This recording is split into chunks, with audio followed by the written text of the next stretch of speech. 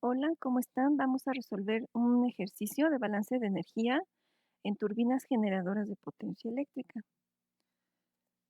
El enunciado del problema que vamos a resolver dice lo siguiente.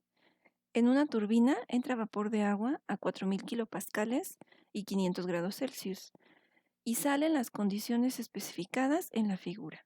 Calcúlese la potencia producida por la turbina para una velocidad de entrada de 200 metros sobre segundo. Inciso A. Despréciese cualquier posible transferencia de calor y la variación de energía cinética. Inciso B. Demuéstrese que la variación de energía cinética es despreciable. Y en este caso ya nos están dando los datos del problema en el diagrama de proceso. Nos dan el diámetro de entrada, la velocidad de entrada, la presión de entrada, temperatura de entrada. Y en cuanto a la descarga, nos dan valores adicionales como es el diámetro de descarga, que son 250 milímetros, la presión de descarga 75 kilopascales y nos están dando la calidad de descarga que es 1. Entonces, en nuestro procedimiento, el paso 1 es leer el enunciado del problema, ya lo hicimos. El paso 2, realizar el diagrama de proceso, que ya está hecho, aunque podemos adicionar más información. Por ejemplo, si es vapor de agua a 4000 kilopascales y 500 grados Celsius, podemos consultar en nuestras tablas de vapor y ver si es un vapor saturado o un vapor sobrecalentado. Típicamente, en las turbinas de vapor, lo que se alimenta es un vapor sobrecalentado para aprovechar una cantidad de energía mayor y poder generar mayor corriente eléctrica. Pero bueno, nunca está de más corroborarlo en tablas de vapor. Entonces, si lo checan en tablas con calma, verán que sí es un vapor sobrecalentado, pues porque es un ejercicio de libro y tiene que ir acorde a lo que típicamente sucede en los equipos de proceso. En la descarga nos da la calidad de 1. Recordando de la unidad 2, cuando la calidad vale 1, estamos hablando de un vapor saturado. Típicamente en una turbina, o más bien en una planta generadora de potencia eléctrica, no se descarga un vapor saturado, se descarga una mezcla saturada para incrementar aún más o para poder obtener aún más energía que se pueda transformar en potencia eléctrica.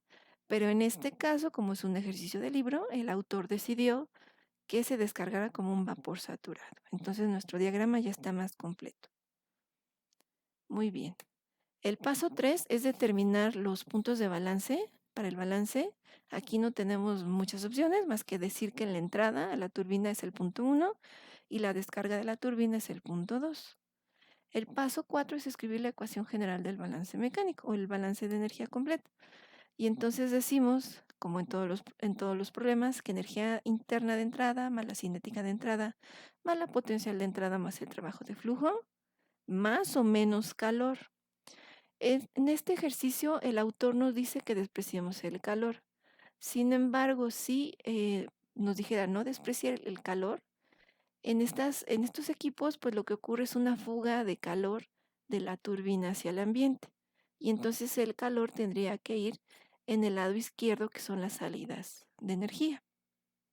Como no importa dónde se pone, pues yo lo puse acá, aunque lo puse con un signo negativo, para recordar que son pérdidas, que realmente el calor se fuga de la turbina del equipo hacia el ambiente. El siguiente término energético es trabajo de flecha. Entonces, en las turbinas lo que ocurre es que el equipo le quita energía a un fluido para transformarlo en corriente eléctrica, en energía eléctrica. Por lo tanto, el equipo nos está dando la energía. Y como nos está dando la energía, es energía que sale del sistema. Es una salida. Más todos los demás términos de salida, que sería energía interna, energía cinética, energía potencial y trabajo de flujo. El paso 5 es descartar términos, cuáles no cambian o cuáles podemos despreciar. Entonces, la energía interna depende de un cambio de temperatura o de un cambio de fase. La temperatura de entrada son 500 Celsius. La temperatura de salida no la conocemos, pero la podríamos conocer si se van a tablas de vapor y buscan qué temperatura de saturación corresponde a un vapor saturado a 75 kilopascales. No es necesario hacerlo porque la fase de vapor sobrecalentado no es la misma fase de vapor saturado. Entonces, seguramente hay un cambio de temperatura porque hay un cambio de fase. Por lo tanto, las energías internas no las podemos despreciar, hay que calcularlas. En cuanto a las energías cinéticas, el problema nos indica que las despreciemos. Entonces se van. Seguiríamos con energía potencial. En las turbinas lo usual es no calcular el cambio de energía potencial. Esto es debido a que la potencia que genera la turbina es tan grande comparada con el cambio de energía potencial que es despreciable. A menos que el enunciado del problema les diga que no desprecien el cambio de energía potencial y les dé datos de diferencia de elevación, de altura, pues sí la pueden despreciar, a menos que el problema diga que no lo hagan. En este caso no lo dice, pues vamos a despreciarlas. Es lo que usualmente se hace en una turbina generadora de potencia. El trabajo de flujo va a depender de las presiones. Y entonces, como las presiones son diferentes, no lo puedo despreciar. También depende del volumen específico de la densidad. Son diferentes fases, uno es vapor sobrecalentado, otro es vapor saturado. Tampoco sus volúmenes específicos van a ser los mismos. Muy difícilmente sería lo mismo. Entonces los tenemos que conservar. El calor, pues lo podemos despreciar porque el enunciado lo dice. Y el trabajo de flecha no lo debemos despreciar porque es lo que vamos a utilizar para calcular potencia. Entonces, así quedaría nuestro balance de energía. Recordando la definición de entalpía igual a la suma algebraica de la energía interna más el trabajo PV, podemos ver que en las entradas la suma de estos dos términos es igual a la entalpía de entrada. Y en el término de la derecha, que son salidas de energía, la suma de estos dos términos es igual a la entalpía de salida. Y entonces nuestro balance de energía es mucho más simple porque solamente tengo que calcular entalpía de entrada y entalpía de salida. Si utilizo la ecuación que está arriba, está en función de energía interna y trabajo PV, me va a dar lo mismo, porque así es la energía, se tiene que conservar. Pero tengo que hacer aquí 4 cálculos. Y en esta ecuación en función de entalpía solamente tengo que hacer 2 cálculos. Entonces me conviene la de abajo. Y vamos a despejar trabajo de flecha y dice que es igual a la resta de entalpía 1 menos entalpía 2. Hay que tener mucho cuidado de no invertir las entalpías. A veces nos da la tentación de poner H2 menos H1 porque estamos acostumbrados a restar siempre el final menos el inicial, pero el balance nos está diciendo que tiene que ser la de entrada menos la de salida. Y tiene que ser así porque la entalpía de entrada va a ser mucho mayor que la de salida. Justamente ese cambio de entalpía, ese cambio de energía, es lo que va a generar la corriente eléctrica. Muy bien. Lo que sigue es realizar cálculos. Ya con nuestro balance podemos ir con calma, hay que hacerlo en casa, y sacar para el vapor sobrecalentado de entrada la entalpía 1 y para el vapor saturado de salida, pues la entalpía 2. Y sustituir en nuestro balance, hacer la operación y nos da 782.9 kilojoules sobre kilogramo. Eso es el trabajo de flecha, pero nos están pidiendo potencia. ¿Cómo calcular la potencia? Pues con la misma ecuación que se utiliza en bombas y compresores. Potencia es igual al producto del flujo másico por el trabajo de flecha. En este ejercicio no nos están dando flujo másico, pero sí nos están dando velocidad de entrada. Sabemos diámetro de entrada y salida y de tablas de vapor podemos sacar densidades. Entonces, utilizando la ecuación de continuidad, sabemos que el flujo másico es igual al producto de la densidad por la velocidad por el área. ¿Dónde conozco velocidades? Pues en la entrada, en la descarga no la conozco, pero con el punto de entrada podemos calcular flujo másico. De tablas podemos obtener los volúmenes específicos para entrada y salida. Recordemos que la densidad es el inverso del volumen específico y calcular entonces flujo másico, sustituyendo lo que es el área de sección transversal, sería pi cuartos de diámetro de entrada al cuadrado por la velocidad de entrada entre el volumen específico de entrada. Aquí, para no hacer el cálculo de la densidad de entrada, mejor sustituir directamente en mi ecuación que densidad es el inverso de volumen específico.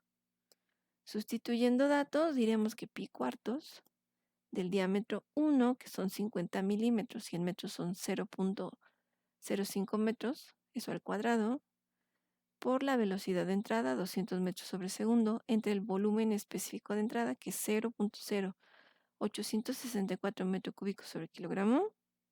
Vamos a cancelar unidades. Sería metro. Estos metros cuadrados y estos metros lineales se van con estos metros cúbicos y queda en kilogramos sobre segundo. Realizando las operaciones, obtenemos que el flujo másico es igual a 4.54 kilogramos sobre segundo. Ahora sí, vamos a calcular. Aquí la ecuación está mal, debería ser flujo másico por trabajo de flecha. Bueno, no está mal, sí está mal porque esta es la de trabajo de flecha y necesitamos la de potencia. Bueno, multiplicamos flujo másico, que es 4.54 kilogramos sobre segundo, por el trabajo de flecha, 782.9 kilojoule kilogramo. Cancelamos los kilogramos, hacemos la multiplicación y obtenemos 3.554.37 kilojoule sobre segundo. Recordemos que joule sobre segundo es watt. Si tengo kilojoule sobre segundo, pues será kilowatts. Si lo queremos en una unidad más afín a las turbinas, pues lo dividimos entre 1000 y decimos que la potencia es igual a 3.55 megawatts. Esa es la potencia que entrega la turbina. Aquí estoy viendo otro pequeño error. Debería ser W con el puntito sin F, ¿verdad? La potencia. Bueno, unos pequeños errores. Muy bien. En el inciso B nos pide comprobar que el cambio de energía cinética es despreciable. ¿Cómo comprobarlo? Pues calculando el cambio de energía cinética. No hay de otra. Entonces tenemos la velocidad de entrada, pero no la de salida. ¿Qué tenemos que hacer? Pues calcularla. ¿Y cómo? Con la ecuación de continuidad, que nos dice que densidad 1 por velocidad 1 por área 1 es igual a densidad 2, velocidad 2 por área 2. De aquí despejamos la velocidad de descarga, que es así, y en lugar de manejar densidades, porque me da flojera sacar el inverso, voy a sustituir por volúmenes específicos. Como es el inverso, los subíndices quedan al revés. Si la densidad 2 está abajo, el volumen específico queda arriba. Densidad 1 arriba, pues volumen específico abajo. Por velocidad, por área, etc. Si sustituimos también la ecuación del área para una sección transversal circular, sería pi cuartos de diámetro cuadrado. Y quedaría así. No tiene el pi cuartos porque el de arriba se cancela con el de abajo. Y ya quedó nuestra ecuación para calcular velocidad de descarga. Entonces vamos a sustituir datos y decimos que el volumen específico de descarga entre el volumen específico de entrada por la velocidad de entrada entre el diámetro de entrada al cuadrado, por el diámetro de entrada al cuadrado entre el diámetro de salida o de descarga al cuadrado, va a ser igual a la velocidad de descarga. ¿Qué unidades se van a cancelar aquí? Pues estos metros cúbicos con estos, kilogramos con kilogramos y los metros cuadrados. Y nos da como unidades metros sobre segundo. Haciendo la operación nos da un valor de 205.19 metros sobre segundo. Muy bien. Ahora lo que nos resta es calcular el cambio de energía cinética, que sería algo así, factorizando las ecuaciones para energía cinética 2 menos 1, queda de esa forma, y sustituyendo los datos 2, aquí está el GC, las velocidades al cuadrado, aquí factoricé unidades y las saqué para que tuviera que escribir menos, por flojera, esa es la verdad. Vamos a ver qué unidades se cancelan, pues los segundos cuadrados, un metro de abajo con uno de arriba, y aquí en las unidades abajo quedarían kilogramos, arriba quedan metros. Este newton por la ley del sándwich sube y queda newton por metro sobre kilogramo, o sea, joule sobre kilogramo. Haciendo operaciones, ahí están las unidades. Haciendo operaciones nos quedan 1051 joules sobre kilogramo. Si lo pongo como kilojoule kilogramo nos da que es 1 kilojoule kilogramo, lo cual es muy bajo. Si lo comparamos con el trabajo de flecha que nos había dado 782.9 kilojoules sobre kilogramo y hacemos las operaciones para saber qué porcentaje representa la energía cinética con respecto al trabajo de flecha, veremos que la energía cinética representa el 0.13% del trabajo de flecha, ni siquiera un 1%. Entonces no tiene mucho sentido hacer todos esos cálculos que tuvimos que hacer y sacar datos de tablas para calcular el cambio de energía cinética para que al final no represente ni el 1% de la energía total. Algo similar pasa con la energía potencial y por esa razón en turbinas usualmente se desprecian cambios de energía cinéticas y cambio de energía potencial, a menos que el problema diga otra cosa. Y concluimos entonces que el cambio de energía cinética se puede despreciar del balance. Y pues por el momento sería todo. Lo que resta es que hagan más ejercicios, más problemas de balance de energía mecánica para que sean muy diestros, muy hábiles en este tipo de problemas. Los van a retomar en diferentes asignaturas en el curso de procesos de separación 1. La unidad 1 parte con balance de energía mecánica, que es lo que hemos estado estudiando hasta el momento en este tema de balance de energía en sistemas abiertos. Únicamente les van a agregar dos cosas más, que sería cómo calcular pérdidas por fricción y cómo involucrar la eficiencia del sistema. Pero se parte del balance y se hace exactamente igual. Se pone la ecuación, se descartan términos, etcétera, etcétera. El mismo procedimiento que ya aprendimos a hacer en termo es el que se aplica en procesos de separación 1. Entonces sí les recomiendo mucho que por favor lo practiquen, lo, lo aprendan, lo asimilen, no lo olviden. Quizá no fue dado de la manera más correcta por la situación de la cuarentena, pero ya con calma, una vez que termine el semestre, por favor retómenlo o cuando vayan a tomar OP1 retomen estos ejercicios y se van a acordar de mí que se les va a hacer mucho más fácil, aun cuando tomen con los maestros que son más rudos, pues les ayuda bastante a entender el procedimiento. Entonces, nos vemos en algún siguiente tema. Hasta la vista. Bye.